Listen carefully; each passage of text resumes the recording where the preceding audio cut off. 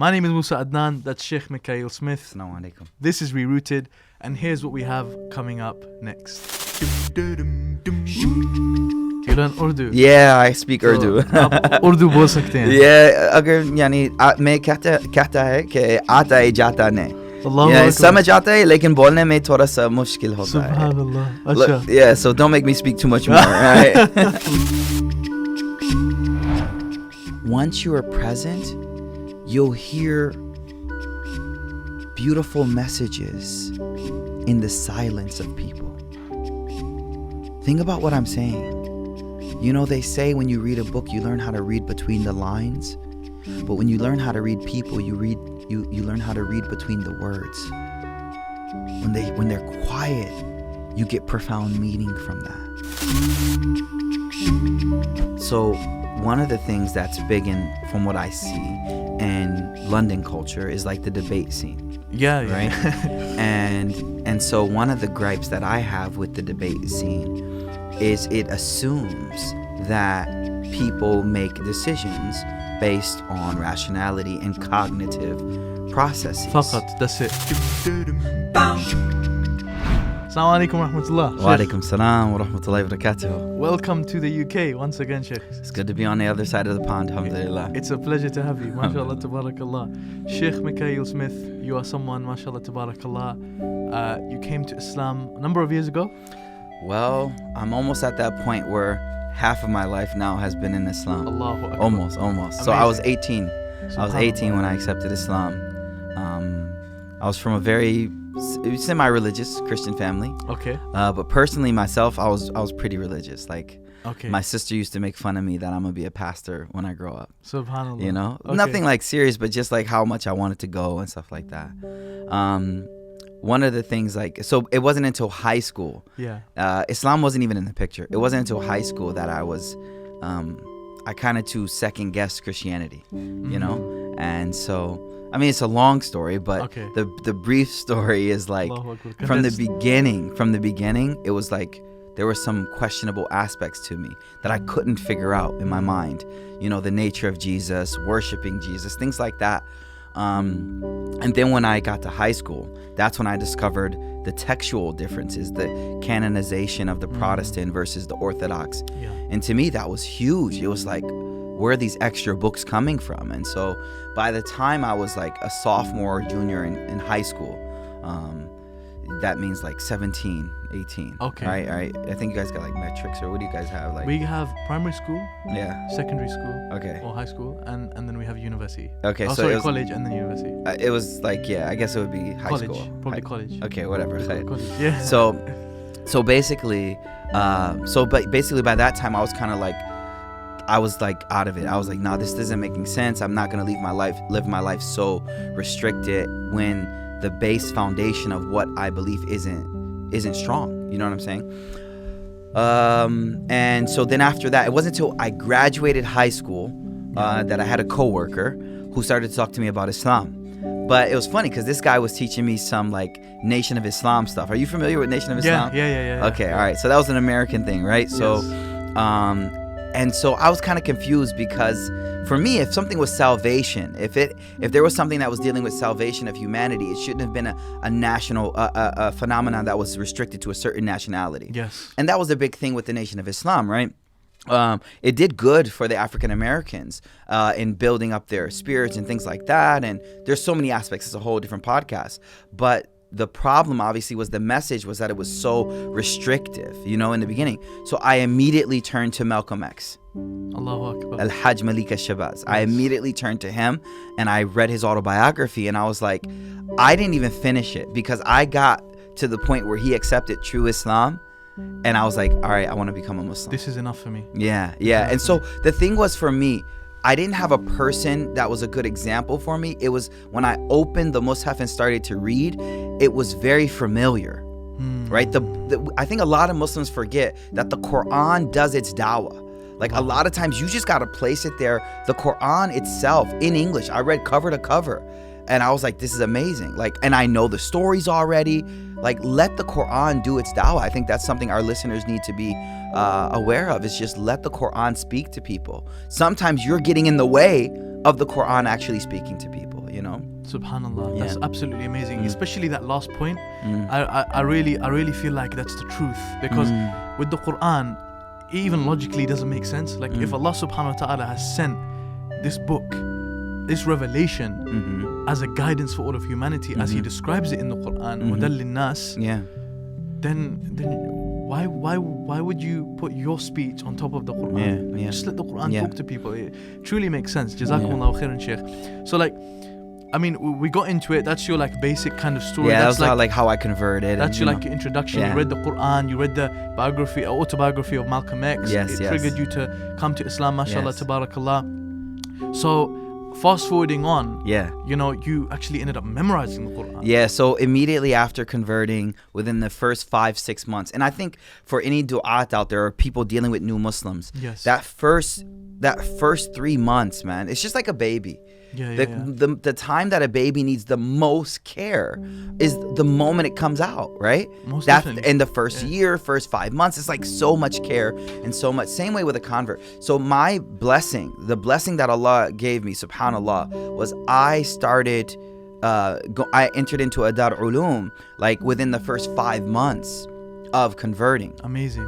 Yeah, and I didn't have any intention on becoming a hafid. I didn't even know what a scholar was. Forget become one. My only intention was to just learn how to read the book, right? Learn how to enunciate the words in it. And and before you know it, a year passed. I memorized 10 juz. Another year passed. I memorized 15. Another year passed. I'm like, wow, subhanallah. And after three and a half years, after 3.5 years, I had finished memorizing the Quran. With muraja and going over it, and it was just a blessing. Then after that, I was only by that time, so I converted when I was 18, going on 19. So by the time I was like 24, I was done with tahfidh al-Quran, and I'm still young. So I'm like, what am I gonna do now? And so I immediately, I think, see, here's the deal. Many of our listeners, and this is something we need to reflect on. We have blessings and resources really close to us, but we always look far away from us and see blessings other places. So you may have a local scholar who's a giant, man. He knows so much, but because he's right next door, because he's your local imam, you need to go overseas and study somewhere else or go on YouTube. You don't realize the blessings that are close to you. So my blessing was that there was a Dar Ulum that was literally in the city that I was born in and converted in by the fadl of Allah. Like in the city, it was purely Allah's grace upon me. Dar Ulum al-Madaniyah was the Dar Ulum in Buffalo, and it was one at that time. There's many more now, mashallah, but at that time it was one of, if not the biggest Dar Ulum in America at that time. Now there's, mashallah, a lot more. But yeah, and I just immediately started the Tahfidh al-Quran. I started the Alamiya program, which of course now I had to learn. As we were talking about before. You learn Urdu. Yeah, I speak Urdu. Urdu बोल सकते हैं. Yeah, अगर यानी मैं कहता है कि आता है जाता नहीं. Yeah, समझ आता है लेकिन बोलने में थोड़ा सा मुश्किल होता है. Subhanallah. अच्छा. Yeah, so don't make me speak too much more, right? People say I speak like a Pathan, you know, but khair, if you know Urdu, you know what that means, man. It's all good. But you know, when it comes to languages, I think a lot of times people are like, why'd you have to learn Urdu, you know, this, that. The way I look at it is this, man. A language is a key. A language is a key to people. And it's a key to connecting with people and understanding. And that's one of the things when we talk about emotional intelligence, which is the subject of our which I've been a subject specialist on now for 1.5 years or more, like before the book, and then the book was written. But emotional intelligence has a lot to do with the language, understanding the language of people. And so I think the more languages we learn, we restrict ourselves. The more languages we learn, the better off we are at understanding human beings and connecting with human beings. And here's the deal. The message of the Prophet ﷺ is a global message. It's different from other Anbiya. Some of the Anbiya before had local messages, meaning their message was for a certain group of people. Now the final message is for humanity. Now, if you look in the context of social media and the ability for a word to spread so quick, it kind of makes sense that the final message would be a global message because the whole world has become a small village. Very quickly, right? As well. But the people carrying that message now it's necessary for them to understand human beings on a deep emotional, psychological level if they truly want to pass on that message. So on that, Sheikh, Yeah. I mean, your story. So you've memorized the Quran, Yeah, yeah. graduated Alamiya, and now you've kind of specialized. Yeah, into- so I'm at Qalam Institute, which is a seminary down in Dallas. Yeah. MashaAllah, I'm with Sheikh Abdul Nasir Janda, Mufti Kamani, Sheikh Muntasir Zaman, Ustad Abdurrahman Murphy. Yeah. MashaAllah, we have an amazing team. Ustad Ubaidullah. We have an amazing team down there. We have about 150 students who come. Most of them are after they finish college, before university. They come, take a year off. There's a large surge in young Muslims that want to learn their deen. Yeah. Right? And so we've created a nice program for Muslims around the country to come and take time off and learn their deen. It's beautiful. So ever since I've been there, a major topic of interest for me has been emotional intelligence. Okay. And so let me tell you a little history about this book. So I'm the type of guy that would always walk into Barnes & Noble. I don't know, you guys got Barnes & Noble here? No. Okay, No. so Americans what's your bookstore? Like your Waterstones, Borders? Foils. Okay, Borders. or whatever. So what is it? Waterstones. There you go. So I'm the type of dude that would walk into Woodstones to pick up a good book. Yeah. Like I want to read something good. Yeah. You know what I mean? And the problem is, as Muslims, we would have to then Islamify that book ourselves. Yeah. Like yeah. we would have to be the ones who take that information and go, how does this apply to me as a Muslim? You get what I'm saying? Yeah. So what I wanted to do was say, hey, emotional intelligence, as I studied it and went deeper into it, I'm like, this is purely prophetic information. Amazing. Purely prophetic methodologies of influence and causing change and connecting with human beings. Yeah. And so I was like, this has to be written in a way where a Muslim can read it and immediately say, oh, this is how it connects to me in my religion. You get what I'm saying? One of the big inspirations for me, I think here in the UK, there's this institution called the School of Life. Okay. Right? I'm pretty sure it's in UK. I'm not sure where. And they focus on EQ, right? Emotional intelligence. And one of the things that I found interesting with School of Life is their main goal, they say, like part of their like opening page about them is they want to show that this is a secular knowledge, that you don't need religion to know these things. Yeah. And as I studied it, I was like, oh no, that's the hijacking right there. What I mean is that's where people take knowledges that Anbiya brought, and they take those knowledges and take the Anbiya out of them and now get the benefit, right? So you understand what I'm saying? Like, Yeah. and then here we are walking in the what's it called? Woodstock? What was the name? Waterstones. Waterstones, yeah. We walk in there, we see EQ, and the young, well-read, Muslim is like, man, how come Islam, we don't have any books on this topic? Yeah, it happens, of course. And so much. the idea is we need a lot more literature that is showing the intersection between these various concepts and Islam.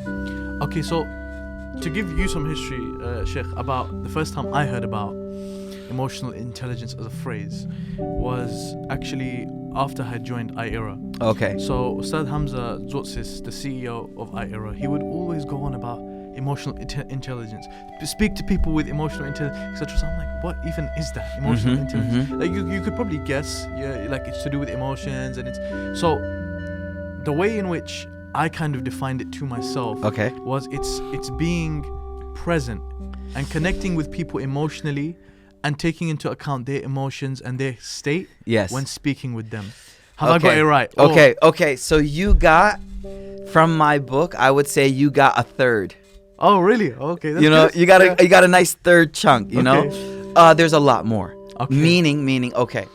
So, first and foremost, let's back up a bit. This is the book. Yeah, this is the book right here. Alhamdulillah. You can open that one up, inshallah. Okay. So we could look through it and see some of the sections, inshallah. Yeah. So okay, when we're talking about EQ, first thing we need to understand is, 20 years ago, 15 to 20 years ago, EQ became the thing. Yeah. All right. So IQ didn't matter as much for employers, and they needed people that could emotionally connect to people. Yeah. Why is that? Well, the reason is because we're spending more time behind screens. We're spending more distant communication from one another. You got people that work their whole job 9 to 5 and never talk to a human being. And so that kind of limits our human interaction is being limited, thus our ability to connect with other human beings is being limited. And then in the interactions that we do have, many of those interactions are over online through a screen, which is a disconnected form of communication, right? Think of the concept of emojis. Yeah. What is an emoji? It's emotion typed it. Let me type in emotion. Yeah, exactly. Right? And so and it's funny because if you look at guys' emojis, like guys texting, there's no emojis. Right? Okay. But if you text your wife or, you see sisters, how they text, it's like the whole thing is emojis. Right? It's interesting, like, phenomenon. I think we should do a study on that. That would be interesting. That'd be interesting. How do brothers and sisters text? Yeah, I use like 3 emojis, like here and like my wife's like throwing them at me. I'm like, yo, subhanallah. Right? So my point being, the point is that the need for EQ spiked. And now business is where it was huge. Business is like, we need to teach our employees this. We need to teach our CEOs this. Forbes was like, this was the #1 sought after skill in employees. And so it was huge. And so it became a buzzword, EQ. Now, what is EQ? So you spoke about presence and you spoke about understanding the emotions of the one that you're interacting with, correct? Yeah. Okay. Look at it this way. Whoever I'm interacting with, there are cognitive and emotional barriers to receptivity. Okay. Right? So if it's cold in the room right now, right? If it's cold in the room, that's going to affect my receptivity to a bit, right? You're going to see me, I don't want to be as comfortable, like there's so many things that you can open up as much. Yeah, won't open up just because there's an environmental barrier that's stopping my receptivity. Now, receptivity is huge. I'm going to jump over now to the prophetic mission. Receptivity is huge in the prophetic mission. Yeah. Why? Because the entire purpose of prophethood is to get a message to someone. Yeah. It's to get the message into someone else's mind and heart. Exactly. Yeah. If the prophets themselves do not understand human beings on a deep emotional level, then we have this concept of the hujjah, itmamul hujjah, we say, right? Itmamul hujjah means that is a person responsible on Yawm al-Qiyamah for having replied yay or nay to the message? Do you understand? Wow, okay. Think about it. Like, we always know in Aqidah, we talk about the guy living on an island, never met a Muslim. Exactly. Like, obviously, he doesn't have to accept Islam, right? Because there is no Islam. How's he going to know about it? He's not going to know. Yeah, all he has to do is recognize the oneness of Allah, and inshallah, there's his salvation. Yeah. Wallahu alam, there's hadith on it, and the scholars of Kalam and Aqidah have talked about it extensively. Okay. But my point is that if someone never received the message, now that there's the word though, received. What does it mean to receive a message? To be a recipient. Like, think about this though. When you get something in the mail, like sometimes there's messages you sign for. Yeah. Right? When it's an important message, you have to sign that you received it. Yeah. Right? You can't just they don't just drop it at the thing. Why am I saying all this? Because in my book, I speak about there's a key intrinsic part of prophethood to understand receptivity in order for the message to be truly passed on and for there to be itmamul hujjah, or basically for the proof to be established against someone. Do you get what I'm trying to say? Yes, yes. And so let's come back now. So we see the prophetic side of why EQ is there. So it's about understanding emotional and cognitive barriers between you and the one you're speaking with. Now, when you defined it, you highlighted my understanding of the other person, right? Yeah. Okay, but there's another emotional barrier to your communication with someone else other than the other person's emotions. What is that? Your own. Exactly. Yeah. Exactly. You hit the nail on the head, which is if you don't understand your own emotional state, if you don't understand your own anger, your own frustration, your own sympathies, the emotional baggage that you bring. Let me give an example. A lot of times, one of the things I was recently focusing on, because I've been getting so many questions about how to increase emotional intelligence. And so something I've been explaining is you need to learn how to listen to yourself better. Why? You walk in the house. Let me give a simple example. You walk in the house and it's a normal day. You walk, you say salam to your wife, you're talking to her. But, you just got, chewed out by, Ustad Hamza for something you didn't do here at IRA. Yeah. Right? Yeah. And so you're frustrated because it wasn't your fault, but it was actually Issa's fault. I'm carrying that baggage. Right? Now you walk in the house, anything she says. Flip. Now, and the reason is not because of her. The reason is because you're not able to recognize the state you're at. Yeah. put a pause on the state you're at, and walk into the next moment free of baggage. Amazing. It's absolutely amazing when you Life-changing. study the Prophet's ability to do this, alayhi salatu wasalam, when you study his ability to literally separate moments, it's phenomenal. Like, let me give an example. Please. And I'm going to bring you back, but I want you to understand how intrapersonal and interpersonal emotional understanding are both part. Intra, inside of yourself. Inter, me understanding you. Okay. So what I teach people in the book and I discuss is you have to first understand yourself. Until you don't understand yourself, you're never going to be able to connect well with the emotions of the other person. Right? So example of separating the moments in the life of the Prophet ﷺ. This is an example that's par excellence. I mean, it's almost, I would say, unless a person trains very well, very hard to imitate. So the way we have to understand is most people carry they are an effect of the previous moments that they just experienced. So we just talked about, you had a bad day at work, you walk in the house, and now you're frustrated and then messing up all. So you're like dominoes, meaning the domino hit and now everything else just falling. A person with high EQ can stop the dominoes wherever they want to stop it. Think about this. The previous moment, they can stop it. They can say, like, I know I'm angry right now, but I'm about to walk into this meeting, and I can't have the anger from the guy that just cut me off on the freeway. Yeah, that's not easy to do. Okay, it's not, but watch this. The Prophet ﷺ, this hadith is in Muslim and Bukhari. The Prophet ﷺ one time is sitting, teaching the Sahaba in the masjid. And the Prophet ﷺ is talking to them, and a man walks into the masjid, a Bedouin. The Bedouins were known for being uncultured. They would just speak what's on their mind. They didn't know the proper adab or manners for scenarios. So one Bedouin, he walks in, right?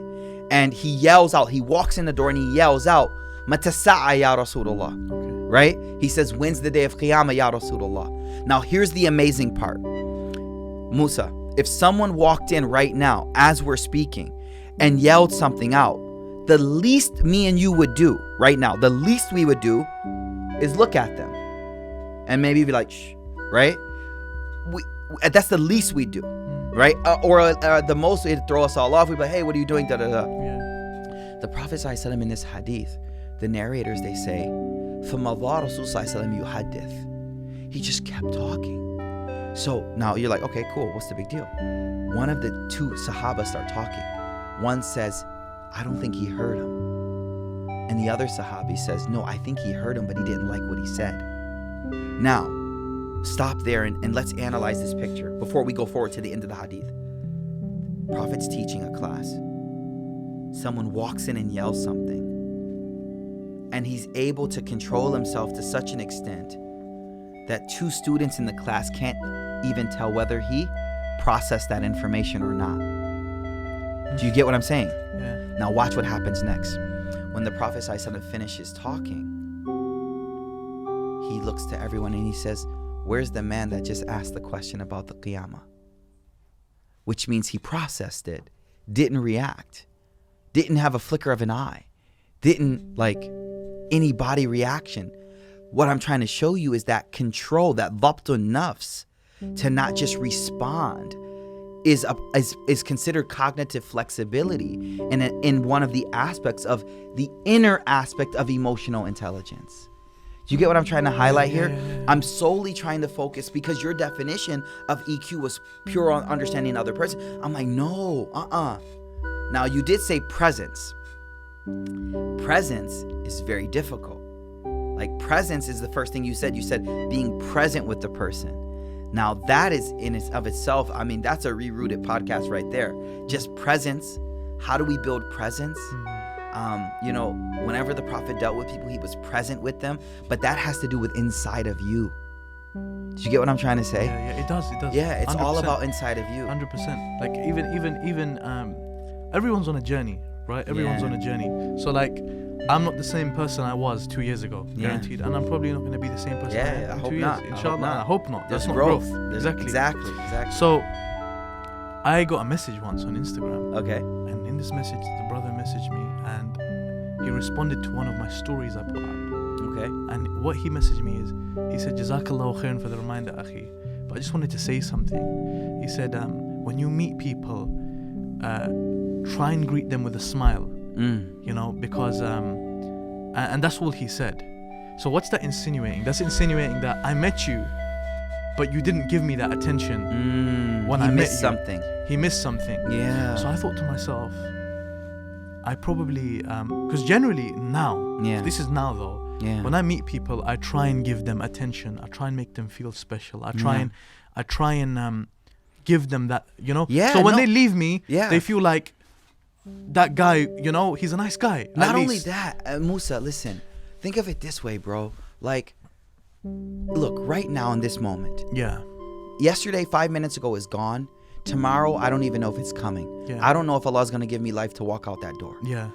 All I truly have, Musa, is this present moment right now. Yeah. Would you agree to that? 100%. Okay. Yeah. Now, 100%. if all that I truly have is this present moment right now, what is the most sacred gift that I can give you right now? You can have ihsan in this present moment. Presence. Yeah, presence. Yeah. I can give you my presence. And so what many of us are suffering from, and this mindfulness in presence is the beginning of emotional intelligence, because through presence, you're able to read people, understand people, communicate with people, and be there with them. And so, but you know what? I got a lot to do. I got a checklist of things. I'm a multitask. While you're talking to me, I'm gonna be on my phone, like checking my messages. I'm not present with you. Like, and the beauty of the Prophet ﷺ, I'll stop to let you. No, go for it. But the beauty of the Prophet ﷺ, and you said something. That brother said, you said, how did he feel when he left me? Yeah. And the Prophet ﷺ, what we have recorded in the Shama'il is that anyone who sat with him in a gathering felt that they were the most important to the Prophet ﷺ. That's very difficult. And so the reason we don't do it is we value tasks and getting things done and productivity. But if you just slow down and value your time with your son, your daughter, your wife, like just be present with them, your emotional intelligence will shoot through the roof, because you'll be able to now hear, and this is going to segue into another topic about listening well. Once you are present, you'll hear beautiful messages in the silence of people. Think about what I'm saying. You know, they say when you read a book, you learn how to read between the lines. But when you learn how to read people, you learn how to read between the words. When they're quiet, you get profound meaning from that. And so what I'm trying to communicate is that as Muslims, we need to slow down. We need to build mindfulness. And the beautiful thing is, Allah 5 times a day says, be mindful with me. Drop everything. Communicate with me. Be present with me. Now, whatever you do in the prayer, that's supposed to spill over into life. Like in the prayer, you're supposed to control your gaze, right? Think about it. In the prayer, you're supposed to control your eyes. Yeah, you're supposed to look down. So you're supposed to control your gaze outside of prayer too, right? Yeah. Just say in the prayer, you humble yourself on the ground. Outside of prayer, you humble yourself before people. So the point is, if presence 5 times a day is being taught to us, then the goal is when you come out of the prayer, and I'm sitting here with Musa, I realize Musa is another human being, a sacred being. Meaning, what do I mean by sacred? The Prophet ﷺ said the izzah of one Muslim is more than the Kaaba. Or kama qal, in a hadith, right? So that means if I'm in front of the Kaaba, how much focus am I? Ideally speaking, I know now with the clock tower, everybody be focused on that. But ideally speaking, if I'm in front of the Kaaba, how much focus am I? Like, that's the focus you should have in front of a Muslim, another believer, and another human being. Another فَنَفَخْتُ فِيهِ مِنْ رُوحٍ, right? A human being, man, is sacred. And so again, so let's come back. We're talking about presence. Why do we need presence? Because that's going to give us 2 things. We were talking about first, understanding ourselves. That's the first thing, right? Once I understand myself, then I'm able to recognize when I'm mistranslating or interpreting what you say to me. First thing. And we can come back to that later. That's actually a really deep topic, which is we already listen to people assuming we know what they're going to say, especially people we live with for a long time. Yeah, we do that all the time. And so we don't listen to them. Do you get what I mean? Like when your wife talks to you, when your son talks to you, if you assume I already know this person, then you're not listening anymore. There's no conversation because I already know what you're going to say. Yeah. So that's it. I want to talk about that in a bit. Please, yeah. But let's segue over. Once you're present, I said something. When you learn how to listen, you're able to read between the lines, right? What that means is you become a good listener. Can I share something phenomenal with you? You know in the Quran what the mushrikeen used to say about the Prophet? Huwa udhun. What's udhun? What's udhun? Is an ear. They used to say huwa udhun. He's just an ear. Now, I know the context of the verse is different. Yeah. So let me tell you the context. There's no coincidences.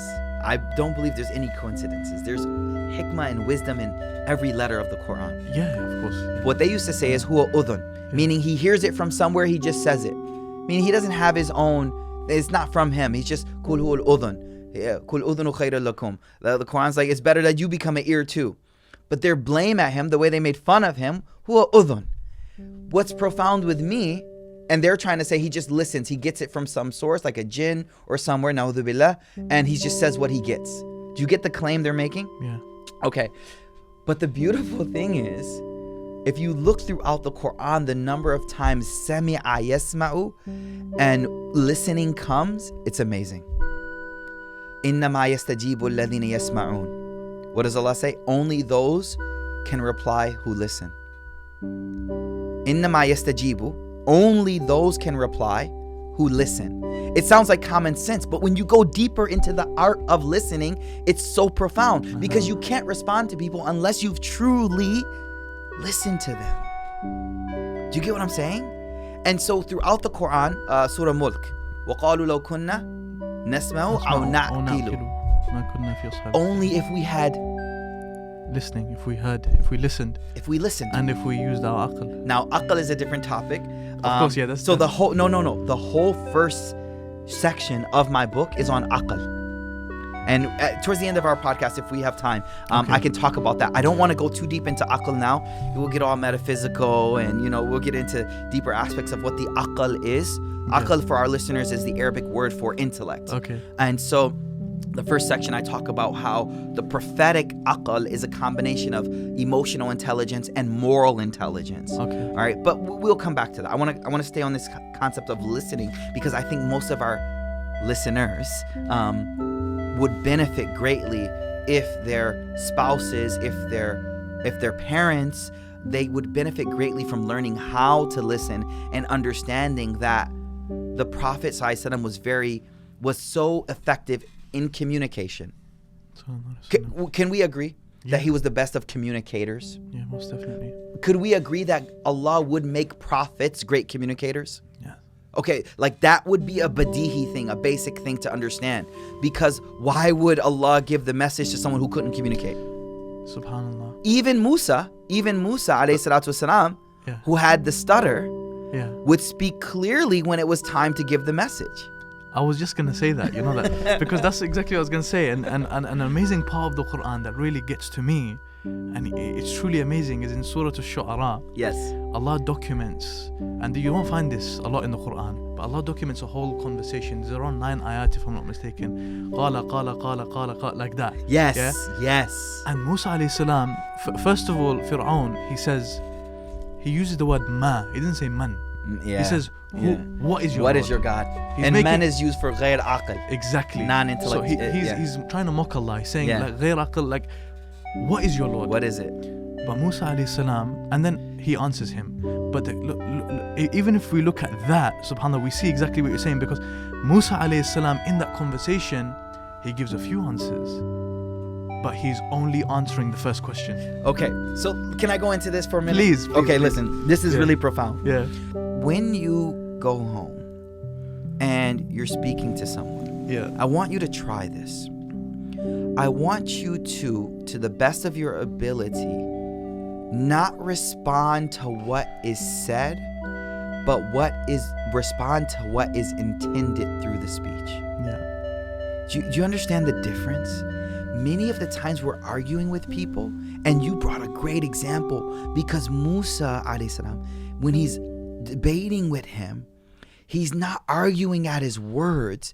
He's always going back to his main, deeper problem.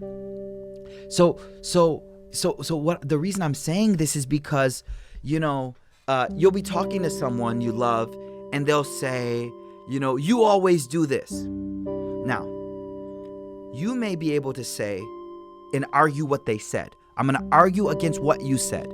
You said I always do this. I don't always do this. It was funny. My wife, so we have this espresso machine. Like, I'm big on coffee. I love coffee, right? Yeah. So we have this espresso machine, and every now and then the bottom tray gets full, right? And so you have to pull it out and dump it into the sink, right? All right. So my wife, she says to me, how come I'm always the one who dumps it out? Hey, hold on. So I've been studying this emotional intelligence stuff. So, I'm kind of like always listening. So I'm like, yeah, you always pour it out when you pour it out. Meaning, of course you always pour it out. You only see when you do it. You don't see when I do it. So I said to her, you always pour it out when you pour it out, hinting to the fact that you're only seeing what you do. Yeah. My point is, when someone says something to you, you always do this. Listen to what they're actually trying to say. Someone says, you're always at work. Now, you can say, no, I'm not. I was home all last week. Or you could say, I love spending time with you. Because what are they actually saying to you? I don't see you enough. I wish I saw you more. See what I'm saying? And it happens all the time. Like a parent says, hey, we're going to go here. And the kids, I don't like going there. Are they saying they don't like going there? Or is there something else that they're trying to say, but they can't say it, so they just say, I don't like going there? Yeah. So my point is, many of the arguments we get in them because you're responding to what the person said, not what the person truly intended behind their speech. Yes. Do you understand what I mean? Yes. And so, now, why am I bringing this up? When the Prophet ﷺ is giving the message, you have to become a good listener. You have to be a good communicator, right? But part of being a good communicator is being a good listener. And so, building this capacity to listen well is what makes us better at understanding ourselves. Yes. And then understanding other people that we're interacting with. Most definitely, subhanAllah. Yeah. And there's one thing actually, Sheikh, that I wanted to ask you as well, because I feel like we could talk about this for hours. I genuinely feel that. I love it, man. So I love it as well, subhanAllah. And I actually want to urge people to buy your book with the heart in mind. If I can ask one question on the book. So basically the book is does it detail examples from the Prophet's life of how he used emotional intelligence? The objective of the book, my purpose with the heart and mind is this. This is the tip of the iceberg. Yeah. What I wanted to do in this was break down what EQ is. Okay. Because many people don't know. They heard the word, what is it? Okay. Right? I wanted to explain why emotional intelligence was so key to the prophetic model. Yeah. Okay? Number 2. Number 3 is I wanted to show people multiple examples of the Prophet's EQ. All right. So that is the main objective.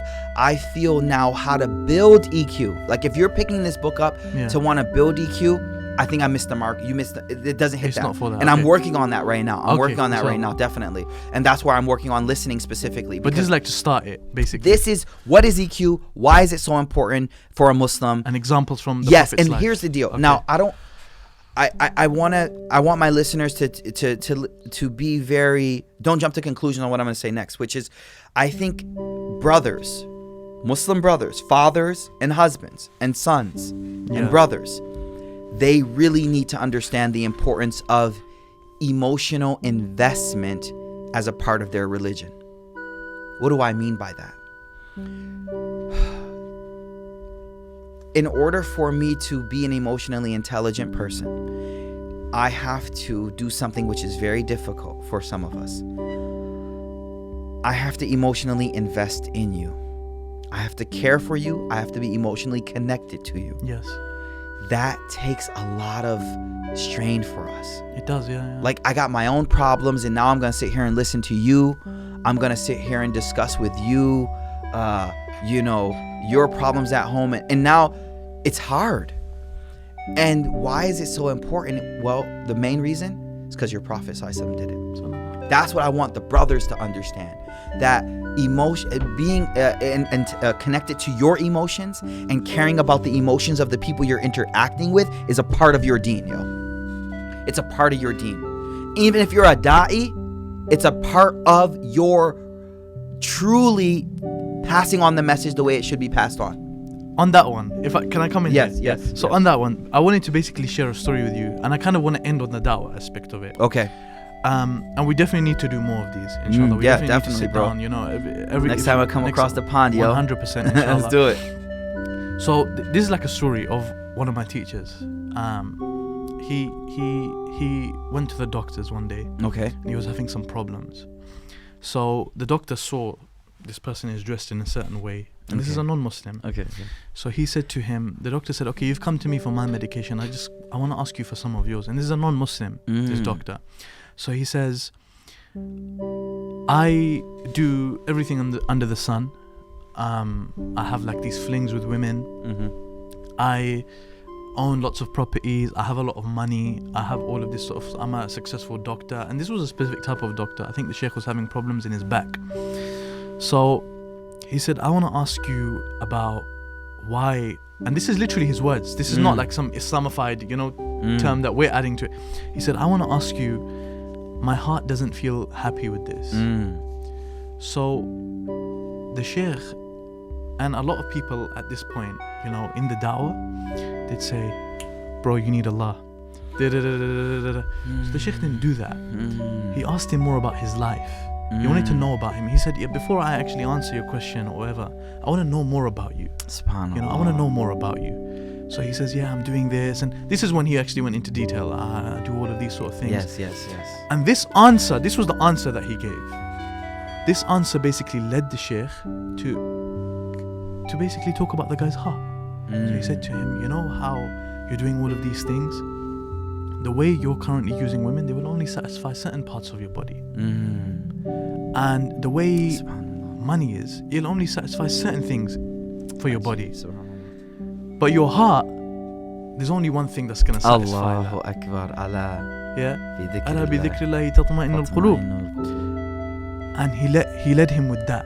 And he gave him an act. And he said to him, read the Quran and we'll leave that with you. See? So the next time the sheikh came to the hospital, to the doctor, yes, he said, you know, I took your advice and stuff like that, but my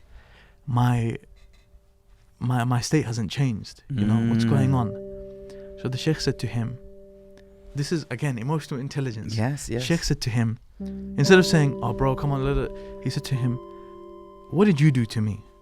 He said, you gave me an ilaj, a shifa, right? You gave me a cure. You gave me something. Yes. If I came back to you and I said, I didn't take your medicine, look at me. What are you going to say to me? The doctor said, I'm going to say, you need to take the medicine, you're going to get better. So the sheikh said, you need to take the medicine, you're going to get better. Okay. And the guy got so connected with that, he took his shahada. Wow. He became a Muslim from that. Wow, amazing. But one thing that I took from that is in the da'wah, and this is what I want to ask you, Sheikh. In the da'wah, I feel like a lot of us, when we train people to give da'wah, etc., and I'm sure a lot of people are listening, they basically want to get shahadas. So how can I get this guy to basically say, Ashhadu an la ilaha illallah wa ashhadu anna Muhammadan Rasulullah? But they don't ask, you know, Allah in the Quran, He says, Wallahu la yahdi al-qawm al-zalimin. Wallahu la yahdi al-qawm al-fasiqeen. These are things to do with your heart. People don't ask about, yo dude man, like where's your heart right now? What are you doing? They feel like it doesn't make sense to your aql right now, your logic. Okay, that's fine, you do. Yeah. You know, but why doesn't it make sense to the guy's logic? You have to find out. Yeah. There's things there. There's a reason why it's not making sense to him right now. Islam makes sense to everyone, but there's a reason. Maybe there's a barrier. What's the barrier? And that's what we began with. Exactly. That's why I said the cognitive and emotional barriers. So one of the things that's big from what I see in London culture is like the debate scene. Yeah. Right. And so one of the gripes that I have with the debate scene is it assumes that people make decisions based on rationality and cognitive processes. فقط, that's it. And if you read Dr. Jonathan Haidt, The Righteous Mind, he talks about something that Imam Ghazali talked about a long time ago, which is the relationship between the aql's rational side and the emotion side of the human being. He calls it the elephant and the elephant rider. Imam Ghazali calls it the horse and the horseback rider, which is basically that the aql, pure rational, is the rider and the emotion is the animal. And typically speaking, we would like to think that the rider and the animal will go where the rider wants it to go, not where the animal wants to go. That means where the rationality wants to go. That's deep. But he says, and Ghazali says the same thing, that as we study deeper, we realize that people are going where the elephant wants to go, and the rider is just becoming a lawyer justifying the decision of the elephant. And what that means then is that if you sit there and try to rationally take out a fallacy in someone's actions, well, they never arrived at that action through rationality. How would rationality get them out of it?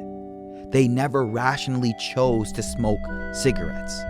So why are you rationally trying to stop them from smoking cigarettes? Wow. It was an emotional decision. So now you have to make an emotional plea to pull that back. When we had the rise of Trumpism, right, in America, and you guys had elections yesterday, right? Yeah. All right. So when we had the rise, one of the things that was discussed is how people were voting with their gut. What does gut mean? How I feel. Not rational. Your heart, yeah. Yeah, we call it heart, but it's just, we call it a gut feeling. Like, it just feels like it, right? Yeah. And how the number of people who are voting with that gut feeling, like, I don't know, rationally, I'm going to bring up some excuses, but Dr. Jonathan Haidt does an amazing job to explain. And so why am I saying that is the sheikh in this example, he truly understood that this is human beings' motion, movement. Like, what motivates us, what moves us, many times it's emotion. And to sit there and just rationally like go at people, I think that's the downfall of debate, extensive debate. You're not truly understanding what a human being is. And you really need to realize that, as you said, there are barriers that are cognitive and there are emotional barriers as well. And sometimes you just need to break down that emotional barrier. And isn't that where, like, for example, Islam can make complete sense to a person?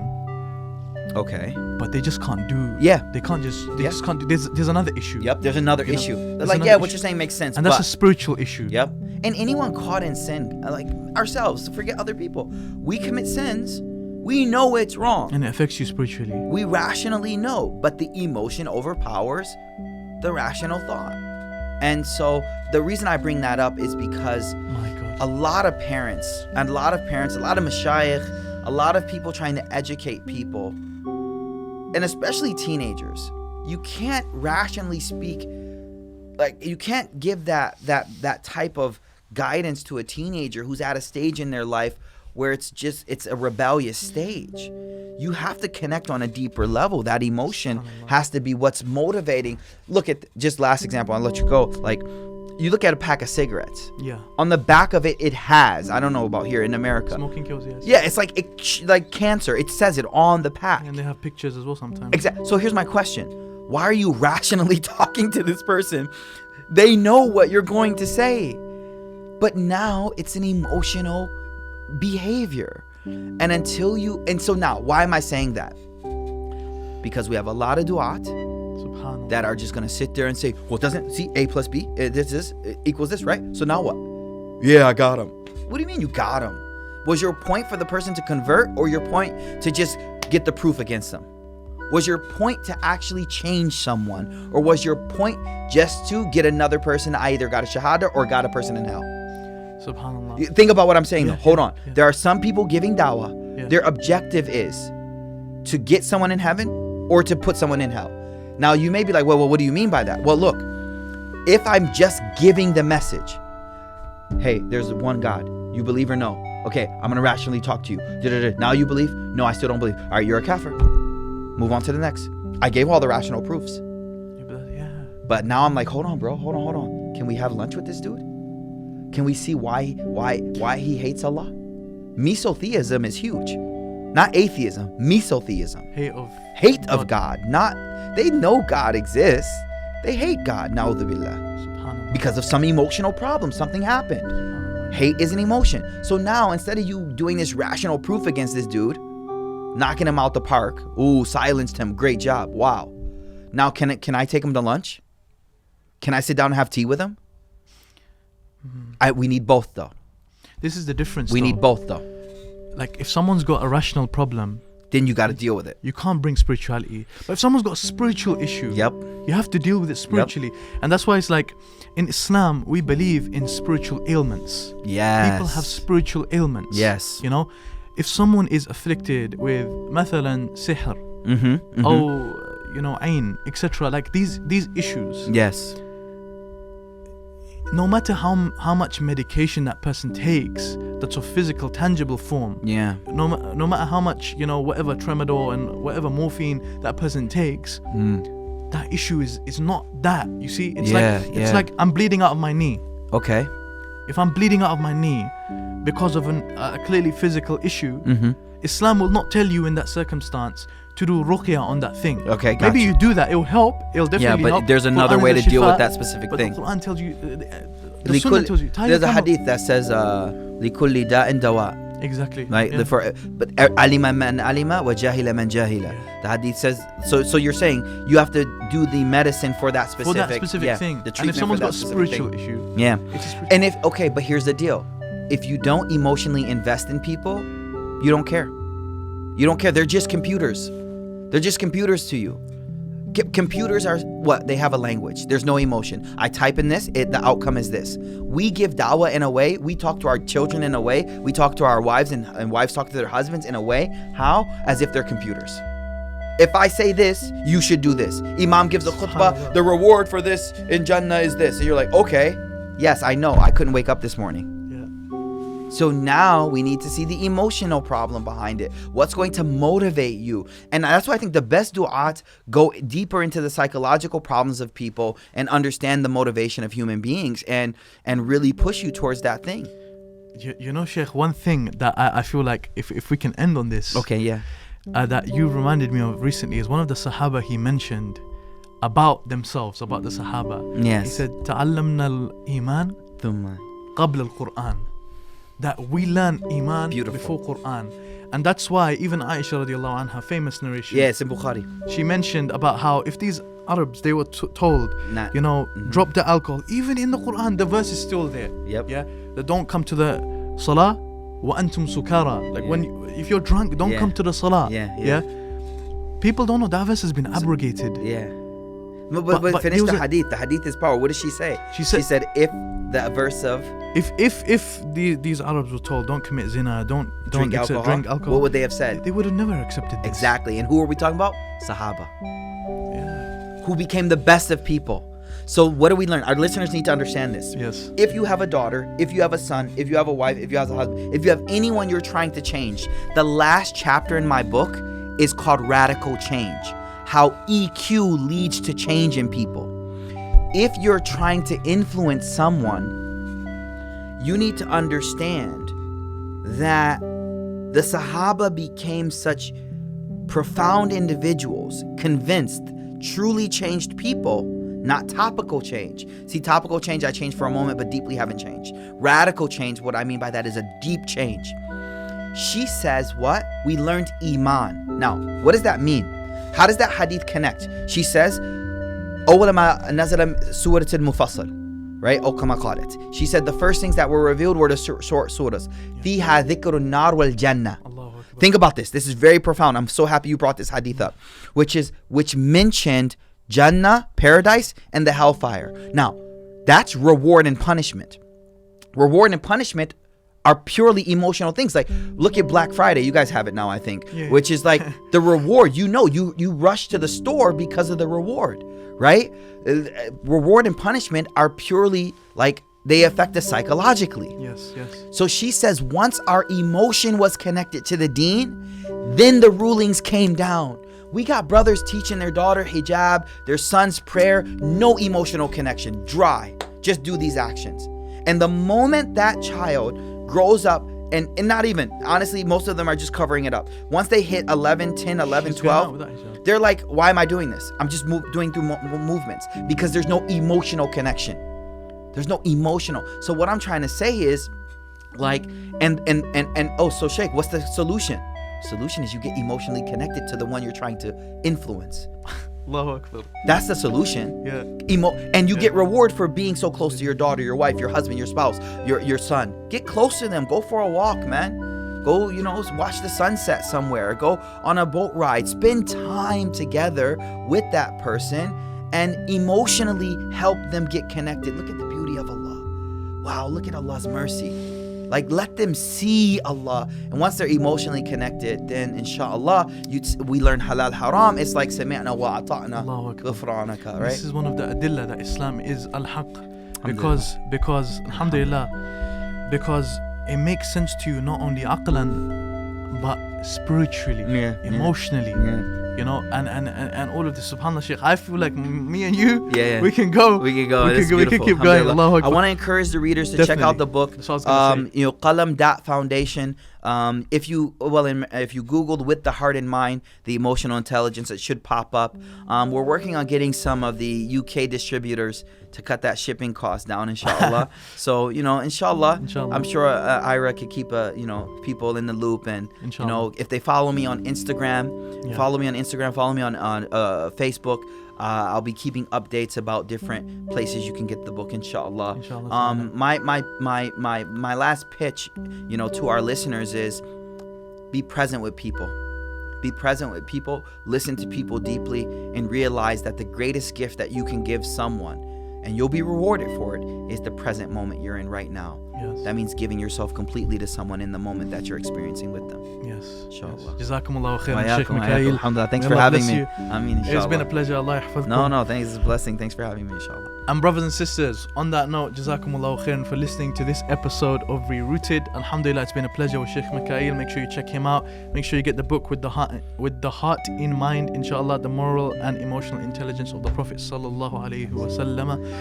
And brothers and sisters, make sure you listen to us on all the major podcast platforms. That is SoundCloud, Spotify, Apple Podcasts, and Google Podcasts. I don't use an Android phone, but if that's you, go for it. Maybe you'll become guided to the iPhone. Look after yourselves. Assalamu alaikum wa rahmatullah.